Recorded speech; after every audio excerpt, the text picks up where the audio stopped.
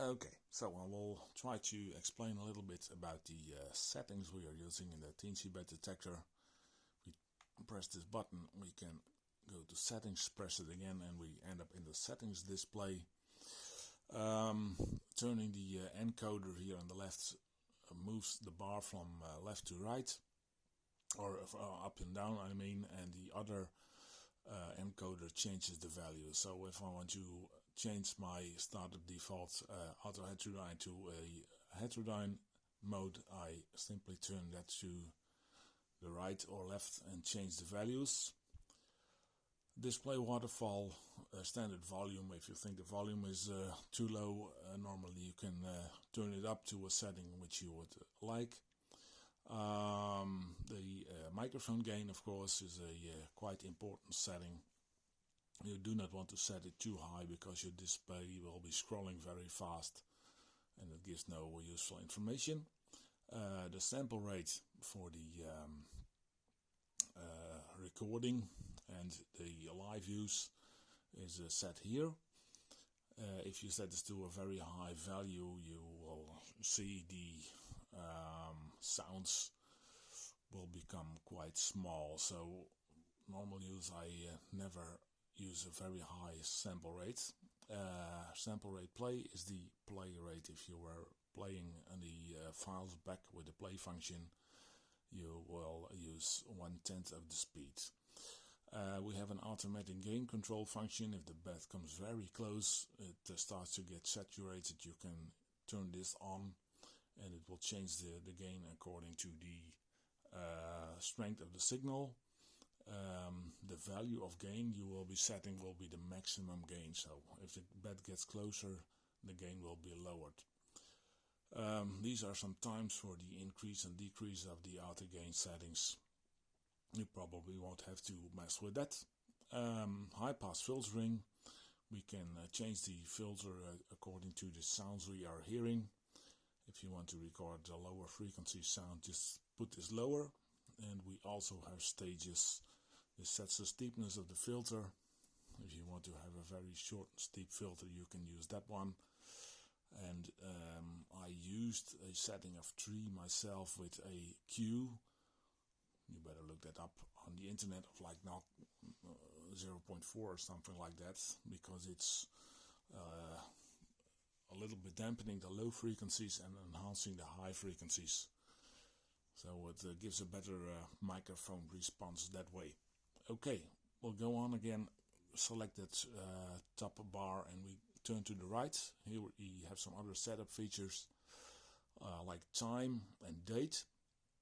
I'm using a GPS.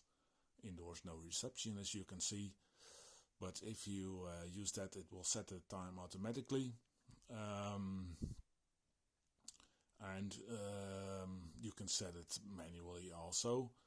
You have to use the right button to change the brackets to the date, the day, months or year, or hours and minutes.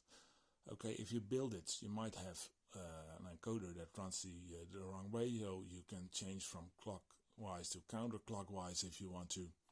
And with these things you can change some colors, but I like to use the defaults, and the backlights can be lowered if you are outside in the dark.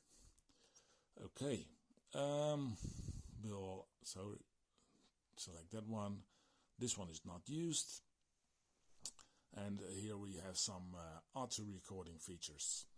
Okay, here again you can see functions of the sample rate, the microphone gain, the automatic gain control, on which signal we should trigger the auto record function, and the strength of the signal, the maximum duration of a recording, and the maximum silence. If the silence is longer than 5 seconds, the recording will stop.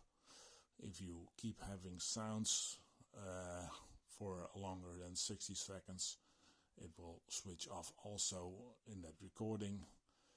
You can set a pause between recording. You should be able to set it to 0, but if you think you do not want a SD card full of recordings. You could also set this to several seconds, so you do not hear all the sounds. The pre-buffer here is set to 2 seconds. It will start to store 2 seconds before the signal peak and signal frequency are detected. So if a bat is coming your direction, you will also hear the weaker calls. The deep sleep function can be used to turn the detector off using auto record when you are during the daytime. So you can put it away for a few days and it will be off during the daytime, and you can end the sleeping at the start of the evening. And it's wise to have the display off if you have it somewhere on auto record unattended, so you will save battery power. Okay, and here we have some GPS information, but as I already said, I'm indoors and I have no reception, and the icon also indicates there is no reception.